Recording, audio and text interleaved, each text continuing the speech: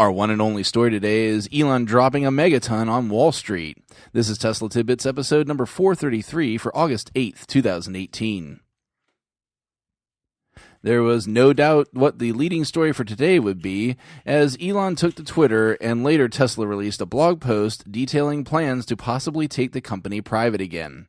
Elon tweeted midday yesterday saying, quote, "Am considering taking Tesla private at $420, funding secured," end quote.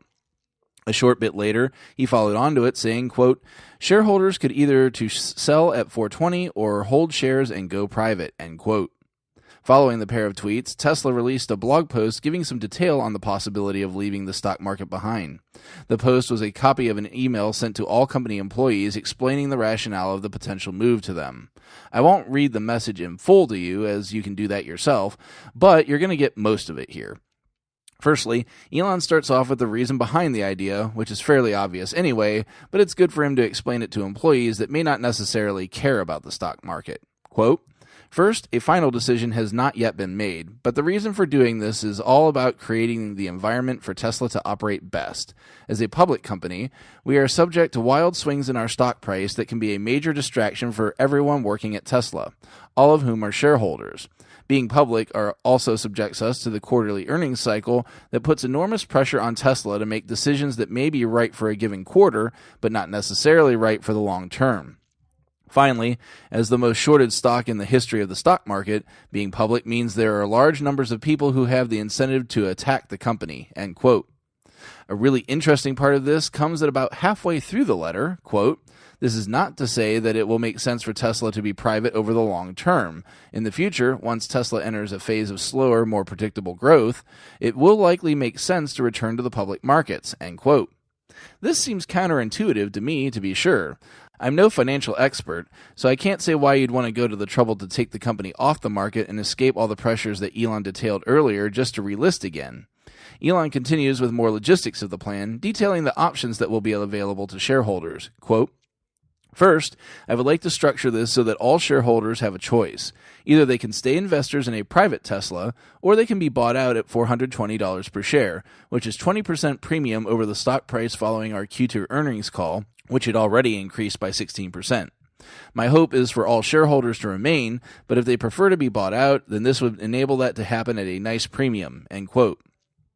As we've seen before, one of the major components of compensation at the company is stock ownership, and Elon does not intend for this to change. Quote, "Second, my intention is for all Tesla employees to remain shareholders of the company, just as the case is at SpaceX.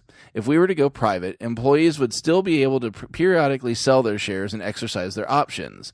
This would enable you to still share in the growing value of the company that you have all worked so hard to build over time," end quote.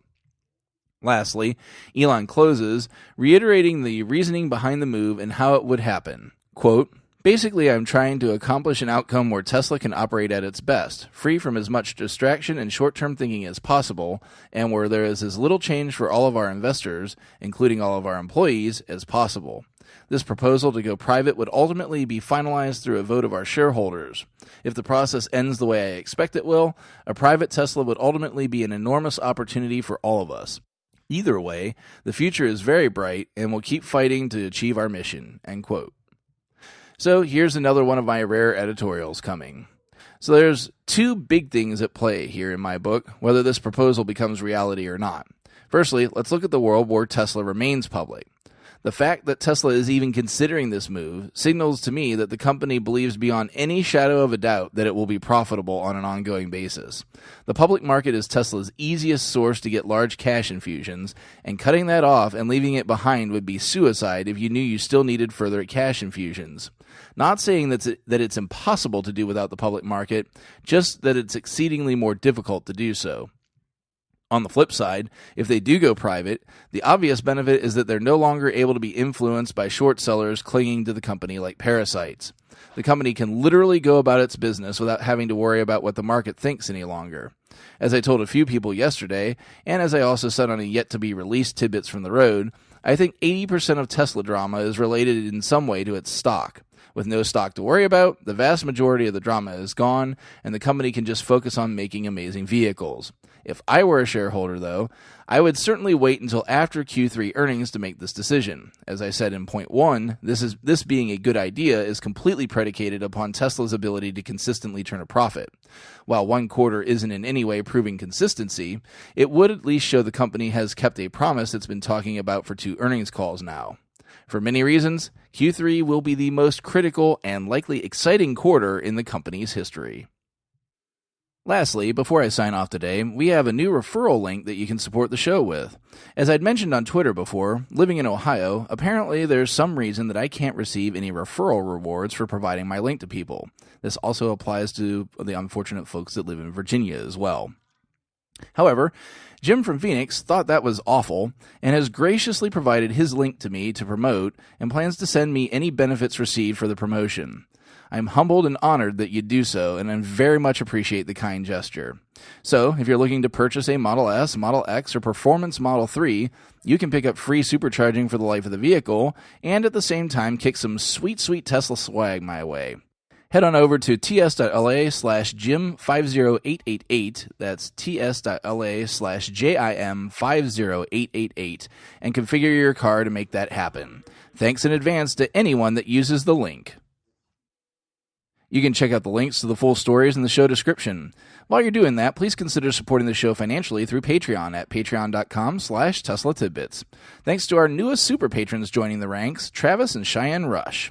They join John Waltauer, Drew Schuyler, John Waller, Mark and Sarah Thomas, Ryan Scarborough, Lee Sweet, William Henry Crew III, Dorian Steve Guberman, Bruno Kundici, Joey Boots, Ralph and Cheryl Waterhouse, Adam Raymer Brown, Megawatt Photovoltaic Development, Todd Sullivan, Robert Healy, Mitch Long, Zortec LED Canada, Morven Ogg, Blake Thompson, Raymond and Deborah Malkowitz, T Sportline, and Michael Pastroni supporting the show at the $10 plus level.